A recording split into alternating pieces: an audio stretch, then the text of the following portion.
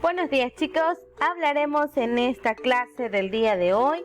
Dando gracias a Dios, empezamos con las presidencias. Vamos a hablar sobre Bucarán, Arteaga, Alarcón, Mahuad, Noboa, Gutiérrez, Palacio, Correa y Moreno, presidentes de nuestro país.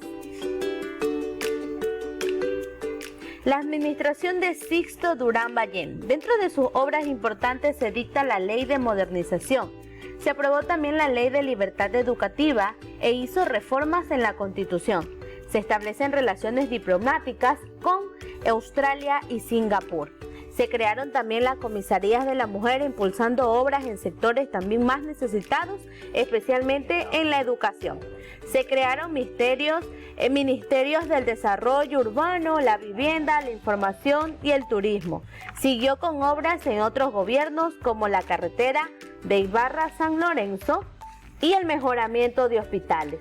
También pues dentro de su mandato, que empieza desde 1992 hasta 1996, hay una reducción del Estado y la ampliación de las medidas neoliberales generan un descontento popular y durante el gobierno el país pues sufrió catástrofes naturales, como el terremoto en el occidente del Cotopaxi y la disminución del mínimo del caudal del río Paute, que alimentaba la empresa o represa La Josefina, lo que causaba pues como consecuencia la disminución de la generación eléctrica y causó pérdidas económicas gigantes en las industrias y el comercio.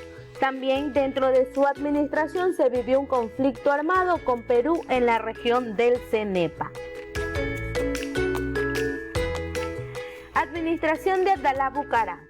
El abogado Abdalá Bucarán ganó las elecciones en 1996 y anunció la adopción de un sistema económico que requería un riguroso control de gastos públicos. Él empezó reduciendo la especulación y la inflación, más pues sus políticas económicas no permitieron establecer esa política económica definida. Luego de muchas manifestaciones que la población salió a las calles en Quito, el Congreso Nacional destituyó a Abdalá Bucarán en febrero de 1997, aún sin cumplir un año de su mandato, pues este argumentaba una supuesta incapacidad mental. Llegó él a la presidencia sin un plan de gobierno, pero tenía tres metas claras: el ajuste económico, el político y social tajante y coherente, la paz con el Perú y la vivienda para los pobres. Sus relaciones con el Congreso se basaron en el cálculo político y medialista y en los sobornos. También entendió la moralización como mano dura con los rockeros de pelo largo y su música, pese a que él mismo las había usado en la campaña. Con una conducta presidencial tan contradictoria, su plan de ajuste tenía una mínima probabilidad de ser puesto en ejecución con seriedad, perseverancia, honradez y respeto a la democracia. En 2004, el presidente Lucio Gutiérrez enfrentó un trámite legislativo para destituirlo y el Congreso Nacional, aprovechando un vacío legal en la Constitución de la República, destituye a Bucarán bajo la figura de incapacidad mental. Al ser destituido, asume la presidencia Rosalía Arteaga. Nace en Cuenca el 5 de diciembre de 1956 y fue elegida vicepresidenta de Ecuador en 1966 junto con el presidente Abdalá Bucarán. En febrero de 1997 el Congreso acusó a Bucarán de corrupción y nepotismo y lo declaró insano mentalmente para dirigir el gobierno. El presidente del Congreso, Fabián Alarcón, entonces colocado en su lugar como presidente interino, pero esta decisión fue criticada y rechazada por Arteaga, quien sostuvo que según la Constitución ella era quien debía ocupar el cargo por ser la vicepresidenta. Pero su gestión duró solo 2 días, hasta que el Congreso Nacional reescribió la cláusula constitucional que permitió el nombramiento de Fabián Alarcón. En la administración de Fabián Alarcón, que nace el 14 de abril de 1947 en Quito, se realizan varios cargos antes de realizar su presidencia, como prefecto provincial de Pichincha, diputado y presidente del Congreso Nacional. Finalmente como presidente constitucional interino, asumiendo la presidencia en 1900 1967. Administración de Yamil Mahuad Quib. Yamil Mahuad ganó las elecciones de 1998 y durante su gobierno se firma el Tratado de Paz de Itamaraty, que terminó con el conflicto territorial con Perú, y se suscribió el acuerdo con los Estados Unidos para que ocupara la base aérea de Manta para facilitar el control del tráfico de drogas en la región. Los problemas económicos de este periodo se consideran los más graves de la historia del país. Como dije anteriormente, se firma el Tratado de Paz con Perú. Dentro de esta administración ocurre el feriado bancario el 8 de marzo de 1999, en donde quiebra el sistema financiero y se establece un tratado previo de base militar en Manta de Estados Unidos. La dolarización decretada el 9 de enero del 2020 y también al ser derrocado el 9 de enero del 2000 por la Junta de Salvación Nacional liderada por Lucio Gutiérrez, Antonio Vargas y Carlos Solórzano. Los bancos privados prestaron dineros de sus ahorristas o empresas vinculadas con el banco a sus directivos. El Estado declaró el feriado financiero bancario que bloqueó los depósitos privados que estaban en el banco. Se anunció la sustitución del sucre como moneda oficial del país por el dólar estadounidense. Súbitamente el pueblo había perdido su dinero, los precios de bienes y servicios habían subido, la industria también había perdido sus depósitos bancarios, la producción había disminuido y el desempleo aumentó. El sucre había perdido su valor. El pueblo ya no confiaba en su gobierno y expresó su descontento con fuertes manifestaciones, lo que provocó un levantamiento protagonizado por los indígenas, civiles y los mandos medios militares que derrocaron al presidente. El 21 de enero del 2000 sucedió a Yamil Mahuad en el poder su vicepresidente Gustavo Noboa. El gobierno de Noboa puso en efecto la dolarización e inició el proceso de devolución de los dineros a través de la AGD, que era la Agencia de Garantía de Depósitos, institución creada para el objeto. Se legalizó la contratación laboral por tiempo parcial y se pactó la construcción del oleoducto de crudo pesado OCP y se rehabilitaron las carreteras afectadas por el fenómeno del Niño.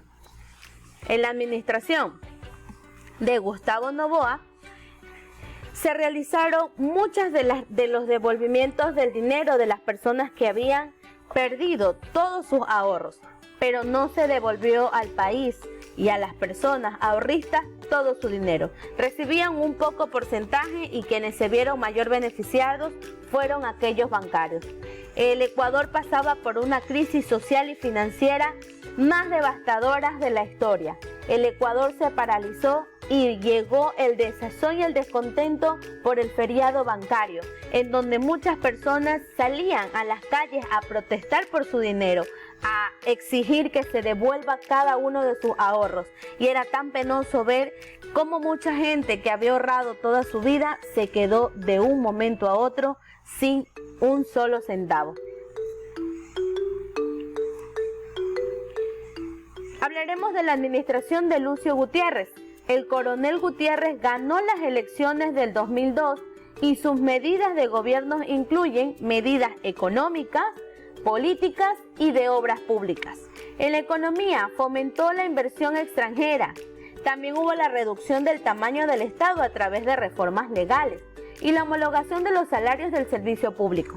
En la política hubo la intervención de la función judicial en la reestructuración de la Corte Suprema de Justicia y del Consejo de la Judicatura, y también la intervención en el Tribunal Constitucional y Tribunal Supremo Electoral.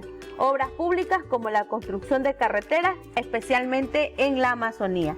El presidente visita los Estados Unidos y declara públicamente ser su mejor amigo.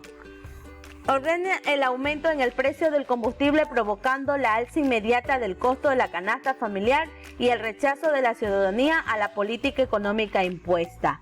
Es que nuevamente un nuevo escándalo sacude la estructura de las Fuerzas Armadas ecuatorianas el descubrimiento desde hace varios años de los cuales militares habían desaparecido gran cantidad de armamento y ya que este podría haber sido negociado con las FARC. Gutiérrez insultaba a los periodistas, amenazaba a sus opositores y permitía actos vandálicos, contando con el respaldo de las Fuerzas Armadas en la noche del 15 de abril, por medio del decreto ejecutivo número 2752, Gutiérrez declaró el estado de emergencia nacional. El 20 de abril salió de Carondelet por los techos a bordo de un helicóptero del ejército y un militar arrió la bandera de Palacio de Carondelet anunciando que ya no había gobierno. Administración de Alfredo Palacios. Él asume el poder con la idea de pacificar y refundar el país. Llevó adelante negociaciones con Estados Unidos para la firma del Tratado de Libre Comercio bajo estándares de soberanía. Alfredo Palacios era vicepresidente de Lucio Gutiérrez. Envió una reforma legal al Congreso para integrar la Corte Suprema de Justicia, que fue denominada la Corte Ideal. Detuvo el proyecto del Plan Colombia y fortaleció las relaciones sur-sur con un viaje a Nigeria y de su canciller a India. En 2005, el número creciente de habitantes que adoptaron el nombre de forajidos se levantaron durante varios días en protestas contra el estilo de gobierno y forzó al presidente a dejar el poder. Allí pues lo sucede Alfredo Palacios, quien gobernó hasta el 2007. Todo esto fue un ambiente de protestas estudiantiles, indígenas y de otros movimientos. También pues se extendió la contratación del petróleo y la suscripción del Tratado de Libre Comercio con los Estados Unidos. Se revisaron los contratos de concesiones de áreas petroleras y se cumplieron con las leyes ecuatorianas por parte de las compañías petroleras. Mejoraron las disponibilidades de dinero para la inversión del Petroecuador con el objetivo de aumentar la producción petrolera.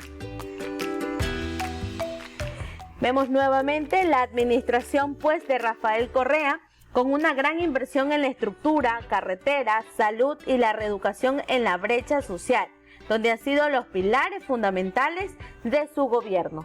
Rafael Correa es economista de izquierda y ministro de Finanzas de Palacio, que renuncia a su cargo el 8 de agosto y en el 2006 se postula a las elecciones como presidente, quedando como presidente y al año siguiente firma un decreto de convocatoria de consulta popular para que la Asamblea Constituyente redactara una nueva constitución que entró en vigencia el 2008.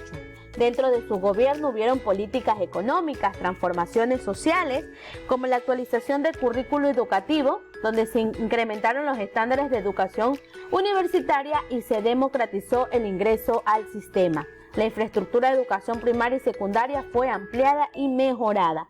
En las formaciones y transformaciones políticas llega al poder impulsado con una coalición de partidos de izquierda y movimientos sociales, algunos de los cuales se aglutinaron en Movimiento País. Para las elecciones del 2009, este movimiento, ahora llamado también Alianza País, se convirtió en la fuerza política mayoritaria y logró su mayor éxito en los años 2013 y 2014, cuando Correa fue reelecto. Finalmente hablaremos de la administración de Lenín Moreno Garcés. Tras ganar la segunda vuelta de las elecciones el 2 de abril del 2017, Lenín Moreno Garcés desempeña su papel como presidente. En las fechas del 2007 al 2013 era el vicepresidente de Rafael Correa. Dentro del referéndum constitucional y la forma consulta popular, en octubre del 2017 se anuncia la convocatoria de un referéndum para reformar la Constitución, donde sanciona varias inhabilitaciones políticas, donde se renuevan y se renombran nuevos miembros del Consejo de Participación Ciudadana, se limita la minería y se realizan varias reformas dentro de la política económica y la prioridad social de los ciudadanos. Muy bien, hasta aquí ha llegado la actividad del día de hoy, retomando un poco sobre pequeñas biografías de los presidentes de nuestro país. Chicos, ha llegado hasta aquí esta clase, nos vemos en una siguiente ocasión.